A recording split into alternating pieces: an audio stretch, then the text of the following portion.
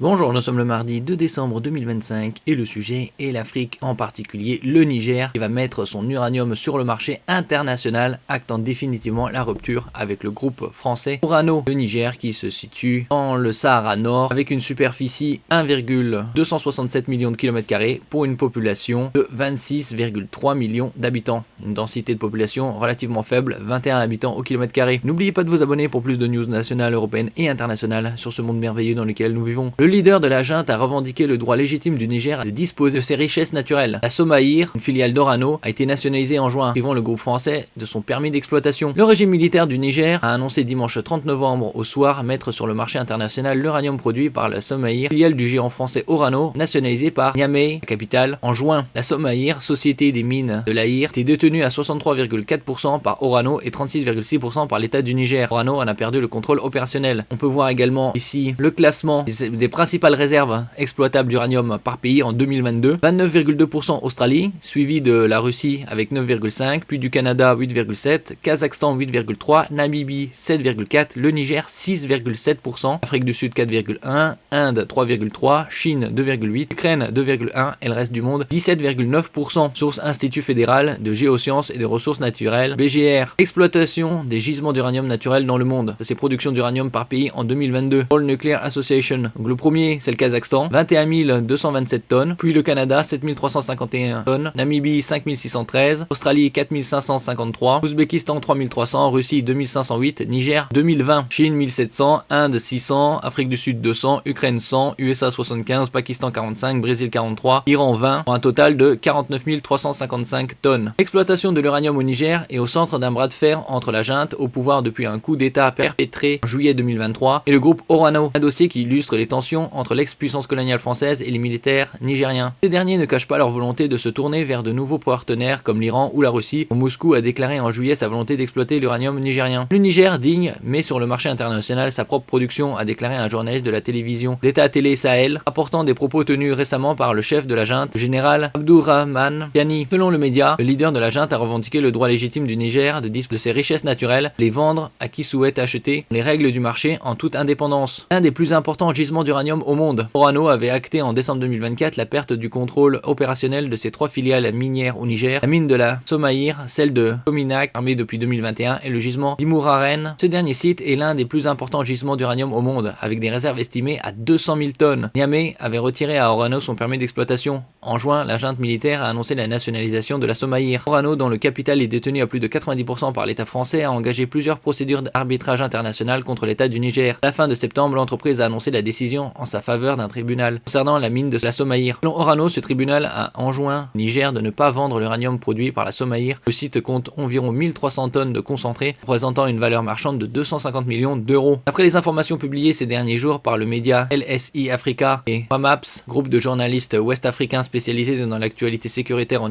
Sahel, et confirmé par Le Monde, un convoi transportant 1000 tonnes d'uranium serait récemment parti d'Arlit, ville du Nord, où se trouve le site de la Somaïr, pour atteindre le port de Lomé, capitale togolaise, en passant par le Burkina Faso. Le Niger fournit 4,7% de la production mondiale, quasi un 20e, d'uranium naturel, selon les chiffres de 2021 de l'agence d'approvisionnement Euratom ESA. Merci pour votre écoute et à la prochaine.